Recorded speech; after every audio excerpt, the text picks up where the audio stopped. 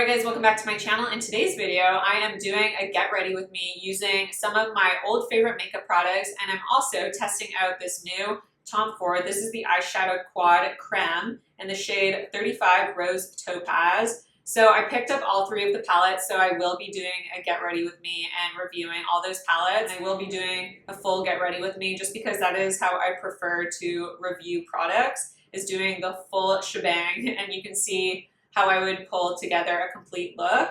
But let's just talk a little bit about this palette. So this is a new formula from Tom Ford, and again, this is called the Eye Color Creme Eyeshadow Quad. So Rose Topaz is a neutral quad with a mixture of matte and shimmer shades in a soft nude, frosted beige, silver sparkle, and charcoal. So this is a cream formula, so it is very interesting. It's basically a cream to powder formula. So these shades, they almost feel putty-like.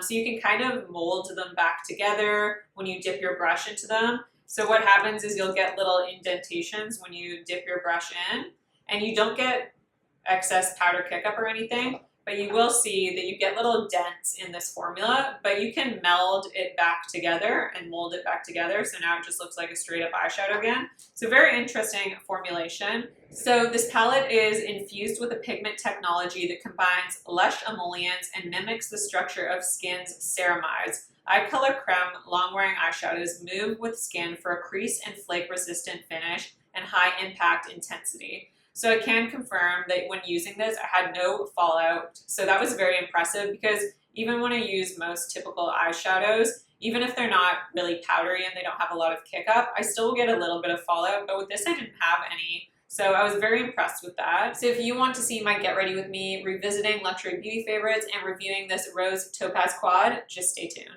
I'm going to forgo using the little brushes that this palette comes with. That's just not my preference. So I will say I gave you swatches at the beginning of this video, and now that I've swatched them, it's really interesting because these shades look very drying on my hands. So interesting about that cream formula, and I'm not sure if it looked dry because sometimes cream products look initially dry on my skin for whatever reason, but then they melt into the skin. So I'm curious if this formula will do that. But it almost appears as if I've gotten a bit of hard pan, if you can see that, just because I have swatched these with my finger.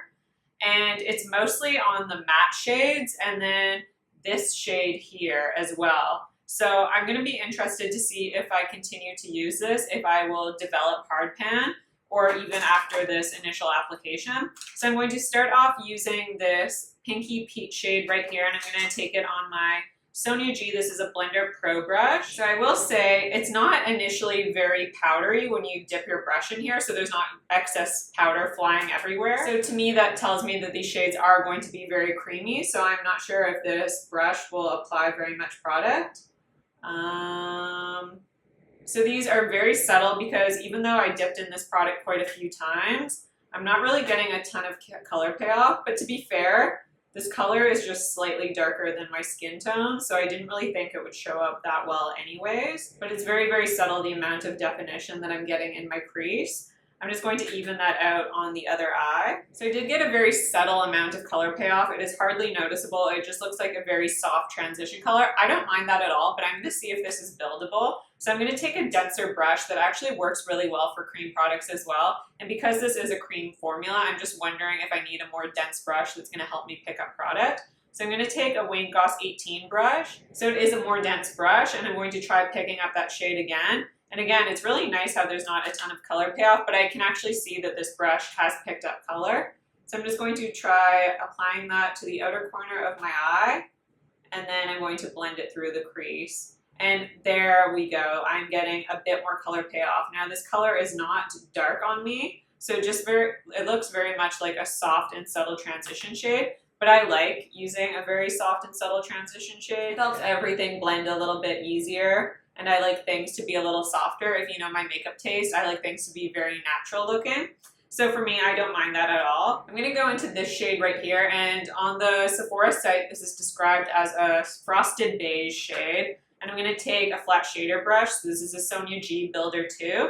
And I'm just going to dip into that. And again, it's really interesting because there's no powder product that's being picked up. Like there's no excess powder flying around. It just looks like you've dipped into a cream eyeshadow because you can kind of see that little bit of an indent. And this is beautiful. It's a very, I wouldn't describe this as a frosted shade. It is a nice satin sheen and it has a little bit of shimmer flex to it, but it's not overwhelming at all. It's very subtle and not overdone. So that's just a really pretty, beautiful, soft beige shade. This would be lovely as a one and done. Very much a subtle shade as well. And then I am going to dip into this deepest shade here. Now, this formula is interesting because they look deeper in the pan than they apply on the eyes. So when I look at this shade, I think that looks really dark, and for me, I would usually not be comfortable putting that into my crease, but they apply a lot softer on the eyes than what they appear in the pan. Again, I'm assuming it's because of that cream formula, but because this shade is so deep, I am going to tap off that excess on the back of my hand just because I don't know how pigmented this is going to go on.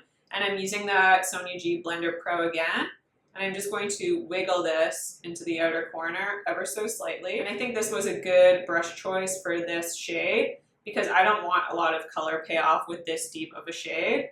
And then I am just going to keep running that on the outer corner until it is nice and blended. And then I'm not going to bring this shade into the crease at all. I'm just going to keep it right on that outer corner. This is a really nice formula to work with because it is so creamy. I'm not getting fallout, so you probably don't even need to do your eyes first if you're working with this palette. And then I'm just going to get that excess product off this brush, and I'm going to dip back into this peachy pink shade. And I'm just going to blend around the edges just to make sure that's really nice and diffused and it's not too deep on that outside corner. I want this to transition nicely. And then I will take that excess product into the crease as well.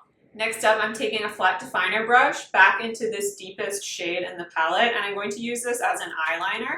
So I'm just going to press this against the upper lash line from the outer corner working inwards, because I want a very soft and diffused eyeliner effect. That's just personally how I like to do my eyeliner on a daily basis anyways. And this is actually getting really nice color payoff working this way, and I'm guessing it's because this flat shader brush is very dense. So for the final step, I'm going to take this topper shade. I'm going to first try applying it with that same flat shader brush, just to see if it applies well with a brush, just because I have some of Tom Ford's, oh yep, it applies really nice with a brush. But I have Tom Ford, some of his previous formula where it has the eyeshadow toppers inside, and those do not work well with a brush at all. It works the best using a finger. You'll get way more color payoff that way. I pretty much don't even use brushes in those eyeshadow palettes just because the toppers do work best when applied with fingers. But this applies beautifully. And again, even though this has a bit of shimmer, now this definitely does have more sporadic shimmer throughout it, so it's not a very continuous sheen. It has more particles of shimmer to it, but it's nothing over the top. It doesn't look too extra or anything like that. It actually looks pretty glossy on the eyes, so that is beautiful. So I'm just going to go ahead and repeat on the other eye. This is a beautiful topper shade. It definitely is more on the taupe side. So this palette isn't as pink as I thought it would, which worried me at first. And then I am going to just dip in with a finger just to see how much color payoff I can get that way. So you will get a bit more opacity going in with your finger, but if you don't like using your fingers for eyeshadows, you still get a decent enough color payoff with a brush that you don't need to go in with fingers. I just like how it goes on a little better with fingers, so for me, I'll probably just use that in the future as well. And for the lower lash line, I'm just taking a pencil brush and I'm dipping back into that nude shade. And this is a pretty dense pencil brush, so I think it will work for this product. And I'm going to buff this along my lower lash line. And then I'm going to connect that to the outside corner as well to make sure everything flows. Now this color is not that noticeable on my lower lash line though. It basically is like my skin tone color. I will say buffing this along my lower lash line is giving a little bit of irritation to my eyes. Like it just feels like there's something in my eyes. Now, I can't really see that too much on my lower lash line, so I'm just going to dip into this deep shade just literally once, and then I'm going to dip back into the peachy shade, and I'm going to try getting a bit more drama with the lower lash line doing it this way, so I'm just going to go back and forth. So it makes a very subtle difference. It's not making it too dark on the lower lash line at all. And then for the final step, I'm going to take this topper shade again, and I'm just going to take it. This is a different pencil brush. I just wanted to use a clean one. And I'm going to apply that kind of to the inner half. It's not really showing up too much. It just has a little bit of shimmer dispersed. So my lower lash line isn't as exciting as the top lid for sure. For my mascara today, I did use a combination of my Dior 3D Lash Primer and then went in with my Kjaer Weis I'm Possible mascara. For concealer today, I think once I get the rest of my makeup on, I'm going to get a better idea of how this makeup turned out. It's so hard to gauge when you only just have your eye makeup done. But I'm going to go in with the Sisley Eye Concealer with Botanical Extracts. This is the shade 2. So I'm just going to go right under the eyes. And then I like to apply a little bit in the outer corner here as well. This will just help because I have a little bit of darkness on that outside corner. And then it will also help a little bit with cleaning up the eyeshadow look so it looks a little sharper. And then I'm taking my Beauty Blender sponge and just blending that into the skin. And I do like to do concealer first before foundation because I just think it blends all together better. And then when I do my under eye concealer first, I can go in with less foundation. I feel like it's been a little bit since I've used my beloved Chanel Sublimage L'Essence de Teint, and I feel like because the eyes look super sophisticated and elegant and that shimmer is so elegant as well, I'm going to go in with my favorite elegant foundation. So this is, again, the Chanel Sublimage, and I wear the shade B40. So I'm just going to start with a pump of that. I'm just going to distribute it onto the palm of my hand first. And then I am going to go in and just apply that to the skin. I'm going to forgo primer today just because I feel like this foundation doesn't require primer. This foundation is just such a beautiful lit from within. It has a kind of a natural velvet finish. Similar to my new favorite Dior foundation. These are similar. I would just say the Chanel has a bit more radiance to it. It's not radiant that it emphasizes texture or anything like that. I actually think this is a great foundation for blurring texture on the skin. It's just one of the prettiest foundations in my collection, but I've definitely been rotating. I kind of have my top 3 in rotation right now. So it's these two and then the Éclat Peau foundation as well. But I just thought I'd use the Chanel because I've been talking about the Dior one so much, but it's just so pretty. And I think this foundation suits this eye look really well because, like I said again, it's very much an elegant eye makeup look, and that shimmer in this Tom Ford palette is very sophisticated and just such a chic shimmer.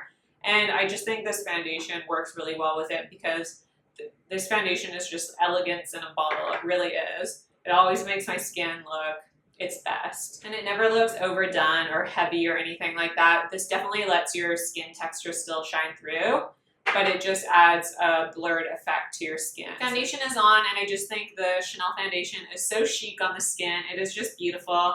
And I just went ahead and also tight-lined with my Sisley. This is the Phyto-Khol Star Waterproof in the shade Matte Onyx. So it's just a black eyeliner, and I just tight-lined. So I went up in my upper lash line, basically my upper waterline, because I just think it helps connect the whole look together. It just makes everything look better. And then I'm just going to finish off the lower lash line here. So I'm going to dip back into that kind of nude salmon-y shade.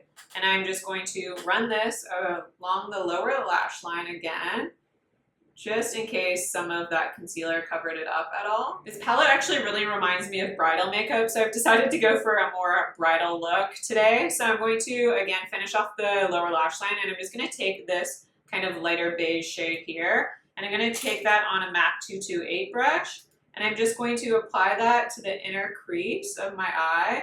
So kind of in the inner, not the full inner corner because I don't like how that looks on my eye. So I like bringing it to the inner crease, kind of just in this shape here.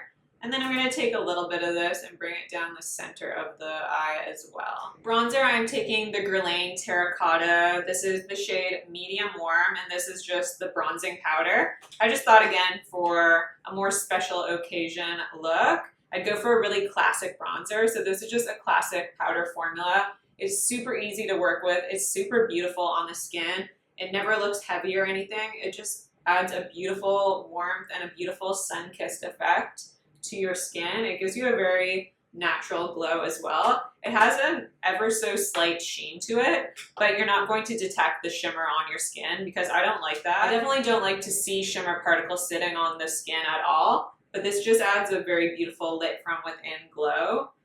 Very, very subtle though. But the formula is very beautiful. Like I said, it's just a classic powder bronzer, but it blends effortlessly. It blends seamlessly into the skin. It doesn't look powdery on the skin. And for highlight, I'm going to take the Chanel Perles de Lumiere. This is an illuminating blush powder, but I think this is a highlighter personally. And my favorite thing about this is a big jelly formula, so it really melts into your cheekbones and just makes you look lit from within. So it really enhances your cheeks. It doesn't take over the cheeks. It's definitely not a blingy highlighter that you can see from across the room. It's just a very classic highlighter that melts into your skin. And I think, again, for a more special occasion, or if you were a bride, like I said, this look reminds me of like bridal makeup. I think that's the best highlighter to go for because it's not going to be super noticeable on the skin. No one's going to see the highlight sitting on your skin.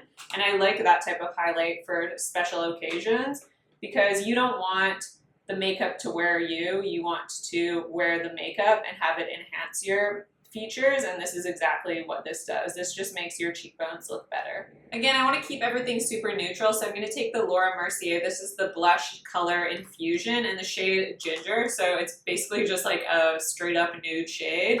This just looks like your cheeks but better. It really just adds a teensy bit of color to your cheeks, but it's not overwhelming.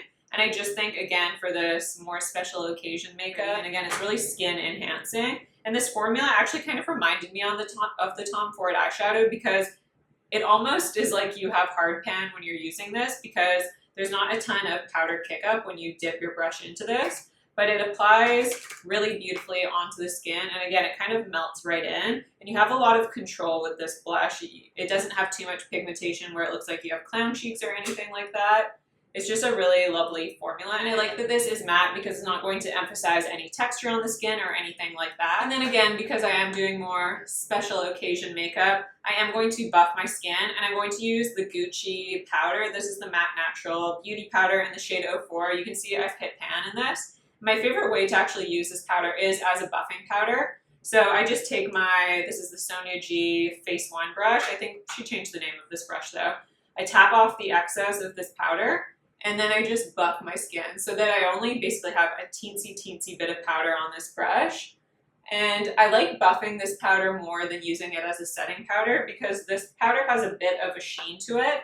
And I noticed that if I use it as a traditional setting powder, you can see shimmer particles on the skin. But if you buff it into the skin, you buff away those shimmer particles and you just get a really pretty, almost lit from within, very natural, subtle glow to your skin. It just brings a slight radiance back to your skin, but it doesn't emphasize texture or pores on the skin.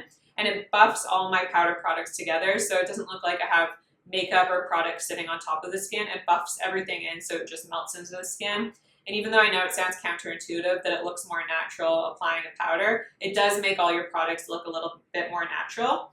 And then because that powder has a bit of a sheen, and I basically just buffed it where I applied powder to the outskirts of my face, towards the center of my face, I am going to use the Peau Refining Press Powder. And I'm just going to go in with the Sonia G Face Pro. So I like to use this powder on the center of my face, just in these areas here, because this does the best job of blurring pores, of blurring any texture on your skin. This adds such a beautiful soft focus effect and just really adds a blurring effect as well. It's basically like applying an Instagram filter to your face, but you don't need Instagram, you just need this powder, and it gives you that filtered effect. It is so beautiful, and so many of you have messaged me saying that you tried this powder and you love it, so I'm so happy. I also love this because it doesn't alter the color of your foundation. It doesn't add any coverage at all. It's just going to blur your skin and set things down. So this is my favorite powder, and I just wanted to finish off the look with that. For lips, I'm going to take the classic Charlotte Tilbury Pillow Talk Lip Liner.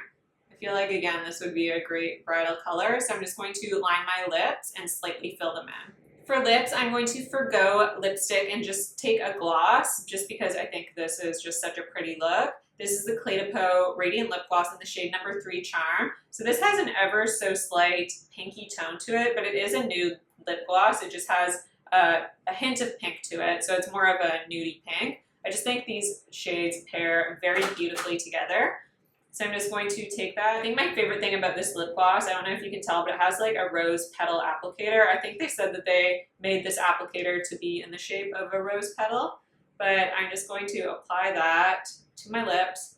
Oh, this formula is so luxurious and just special feeling on the lips. So I'd highly recommend picking one of these up if you do have a special occasion, because it just feels lovely on the lips. And then I kind of just like to rub everything in, just because I like my lips to look a little more lived in than just like sitting on top of the lips. But this is the final look, so I will kind of go up close to show you how the eyes turned out and the whole face. I think this is very beautiful. Again, it's very skin enhancing makeup, so I think this is the perfect look for any special occasion. So this is the final look. I love how everything turned out. I am so glad to be playing with some of my old favorites. And then I quickly want to talk about this palette. I think the overall look, like I said, it's very beautiful. It's ethereal. It looks really, really lovely on the eyes.